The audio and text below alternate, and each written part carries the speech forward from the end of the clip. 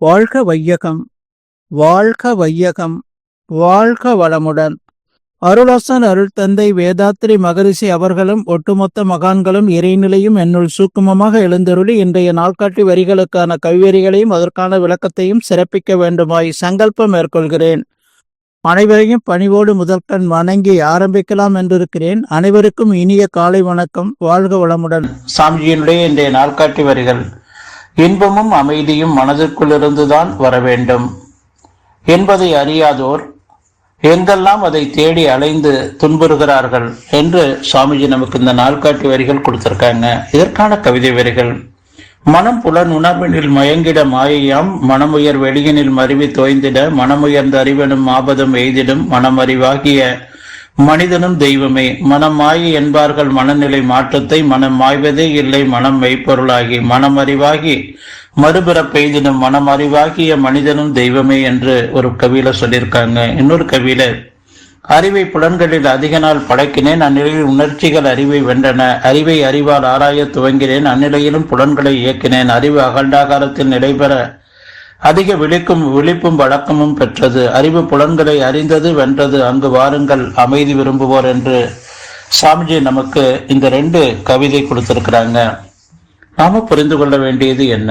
நம்முடைய மனமானது உணர்ச்சி நிலை, உணர்வு நிலை, அமைதி நிலை, பேரானந்த நிலை என்ற அந்த 4 மன அலை சுழல்கள்ல நம்முடைய மனம் இயங்கும். நாம இருக்கக்கூடிய அந்த நிலைக்கு ஏற்றாற் போல நம்முடைய அந்த வாழ்க்கை அமையும். நாம புரிந்து கொள்ள வேண்டியது என்னன்னா, நம்ம இந்த ஞான கர்ம இந்திரியங்கள் என்று சொல்லக்கூடிய தோல், நாக்கு, மூக்கு, கண்ணு, காது ஞான இந்திரியங்கள், கர்ம இந்திரியங்கள்னு சொல்லக்கூடிய கை, கால், மலதுவாரம், பிறப்பிறப்பு, வாய் என்று சொல்லக்கூடிய இந்த 10 புலன்கள் வழியாக இடையே இந்த புலன்களையே நான் என்ற அளவுல எல்லை கட்டி கொண்டு வாழக்கூடிய ஒரு வாழ்க்கை, அதை தாண்டி தியான வாழ்க்கையாக நாம் மாற்றிக்கொண்டு வாழக்கூடிய ஒரு வாழ்க்கை, புலனளவுல எல்லை கட்டி கொண்டு வாழக்கூடிய அந்த வாழ்க்கையில நம்முடைய மன அலை சுழலானது 14 40 வரையிலும் போகும். அந்த நிலையில வாழக்கூடிய வாழ்க்கை உணர்ச்சி வயப்பட்ட வாழ்க்கை. அந்த நிலையில வாழும்போது அமைதியும் இன்பமும் நமக்கு ஏற்படவே ஏற்படாது. அந்த உணர்ச்சி நில வாழ்க்கையில அருகுணம்னு சொல்லக்கூடிய காம, குரோத, லோப, மோக, மதம், ஆச்சரியம் என்று சொல்லக்கூடிய இந்த 6 குணங்கள் வந்துடும். இன்னும் ஒரு 4 சேரும்: தம்பம், தப்பம், சூசை, அசூசை என்று வடநூலார் சொல்லுவாங்க. அதை தூய தமிழ்ல சாமிஜி சொல்லுவாங்க: பேராசை, சினம், கடும்பற்று, முறையற்ற பால் கவர்ச்சி, உயர்வு தாழ்வு மனப்பான்மை, வஞ்சம். இந்த 6 குணங்கள் வந்தா அச்சம், அவமானம், தற்பெருமை, அதிகார போதை என்ற இந்த 10 நாளும் சேர்ந்துடும். 10 கெட்ட குணங்கள் அந்த உணர்ச்சி நிலை வாழ்க்கையில நமக்கு கிடைக்கக்கூடிய வாழ்க்கை என்னன்னா, பொய், கொலை, களவு, சூது, பாலுழுக்க தவறு என்ற 5 பெரும் பழி செயல்கள்ல கொண்டு போய் விடும்.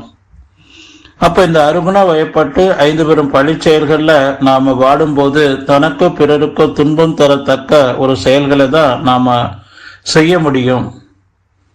அப்போ அதிலிருந்து விடுபடுவதற்காக தான் சுவாமிஜி மனவளக்கலை மூலமாக நமக்கு இந்த தியான வாழ்க்கையை நமக்கு அமைச்சு கொடுத்திருக்கிறாங்க. எளிய முறை குண்டலினி யோகத்தை.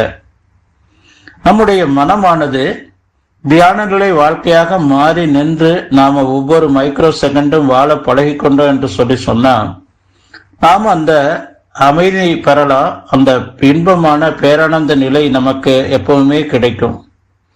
புருவ மத்தி இருக்கு, ஆக்ன சக்கரம்.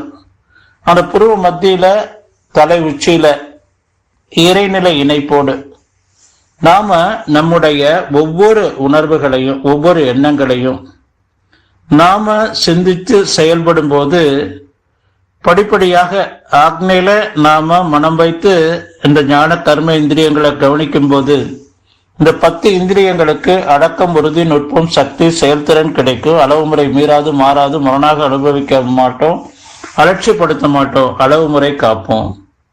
நம்முடைய உயிர் விரிவு மையமான துரியம், அதே போல துரியாதீத இணைப்போடு நாம வாழும்போது நமக்கு அமைதி, பேரானந்தம் என்ற அந்த நிலையில நம்ம உயர்ந்து எப்பவுமே நாம இன்பமாக அமைதியாக வாழலாம். நம்முடைய மனமானது இறைநிலை இணைப்போடையே இருந்து இறைநிலை பிரிக்குவன்சியான அந்த 1-3க்குள்ளேயே நம்முடைய மனம் இருக்கும்.